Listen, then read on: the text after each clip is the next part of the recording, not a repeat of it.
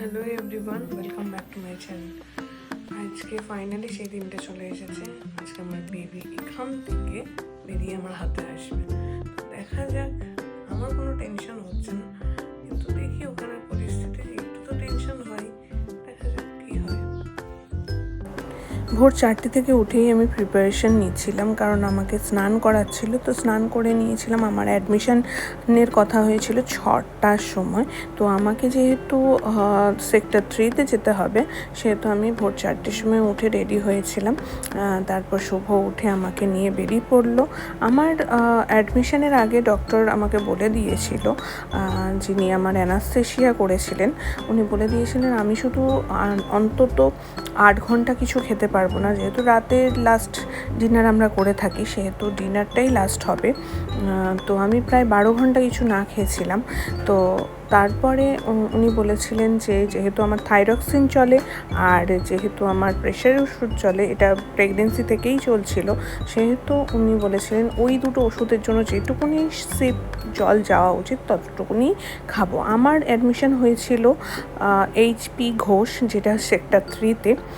তো এই ছিল ওখানের কেবিন সিঙ্গেল কেবিনই ছিল, কিন্তু ওখানে দুটো বেড দেওয়া ছিল। যেটাই সুবিধাটা হয়েছিল, আমার দিদি যেহেতু আমার সাথে থাকবে বলেছিল সে আমাকে টেক কেয়ার করার জন্য, সেহেতু ও ওখানে শুতে পেরেছিল। তো এই হচ্ছে আমার ওটি যাওয়ার আগের সিচুয়েশন। আফটার ওটি ওটির পরে আমাকে কোনো ফুড দেওয়া হয়নি। এই ফুডটা ছিল দিদির জন্য। দিদি ডিনার এটা দিয়ে করেছিল। অপারেশন থিয়েটারে শুভ আমার সাথে ছিল, কিন্তু বেশিক্ষণ ও স্টে করতে পারিনি। ও মেন্টালি অতটা স্ট্রং না হলেও আমাকে সাপোর্ট করার জন্য ওখানেই ছিল। তো বারবার আসছিল আর যাচ্ছিল। আজকে হসপিটালের সেকেন্ড ডে। আমার এখনও খাবার জোটেনি। খিদেতে পেটে ছুঁচো টন মারছে। আর কালকে সারা রাত তিনি এমন জ্বালিয়েছেন সবাইকে। ঘুমোতে ডাক্তার বলে গেছে আমাকে, আমারও ঘুম হয়নি, এত চিৎকার করেছে। আর তারপরে দিদিদেরও ঘুম হয়নি। যে নার্স ফুড দিচ্ছিল, সেই নার্সও ঘুমাতে পারেন, মানে ওর তো ওটাই ডিউটি, ও করে যাচ্ছে। আর রাত ভোর ওকে এসে দেখে যাচ্ছে। আর দিদির তো একদমই ঘুম হয়নি। তো আর ব্রেস্ট ফিডিংয়ের ব্যাপার হচ্ছে, ও ফিড করতেই চাইছে না, চেষ্টাও করছে না। তো সেহেতু ওকে একটু ডাক্তাররা পাউডার মিল্ক দিয়েছে, কিন্তু সেটা তো সলিউশন না। দেখা যাক না মুড কখন হয় খাওয়ার। তো আমার ডক্টর এসে আমাকে দেখে গেলেন, আর তারপরে লিকুইড ডায়েট দিয়ে শুরু করলেন। তো লিকুইড ডায়েটে ছিল একটা স্যুপ। তো এটাই ছিল আমার ডায়েট, যেটা আমায় দিয়েছিল একটু বেলার দিকে। তারপরে লাঞ্চে দিয়েছিল একটু গলা গলা ভাত, ডাল, তারপর একটা সবজি আর মাছের ঝোল, এই দিয়েছিল আমাকে। আমার রুটি শেষ হয়েছিল প্রায় 12টা, পৌনে 12টা এরকম সময়। তারপর থেকে 1:30 অবধি ওরা অবজারভেশনে রেখেছিল আমাকে। তারপরে আমাকে দেন ওরা শিফট করে কেবিনে মোটামুটি 2টো নাগাদ। তারপর আমার বেবি এসেছিল আমার কাছে প্রায় রাতের বেলা, মানে সন্ধ্যের সময়। তখন সবাই প্রায় চলে গিয়েছিল। আর এই ছিল পরের দিন, মানে সেকেন্ড দিন আমার ব্রেকফাস্ট। কলা ছিল, ডিম সিদ্ধ ছিল, আর এই ছিল ব্রেড পোহা। তোমাদের সাথে শেয়ার করে দিই আমার বেবি কি হয়েছে। বেবি গার্ল না বয়? বেবি গার্ল হয়েছে। এটা আমার মিষ্টি মিষ্টি পেশেন্ট, খুব ভালো পেশেন্ট। আর এইটা হচ্ছে ও ছোটকে দেখতে পাচ্ছ? দাঁড়াও,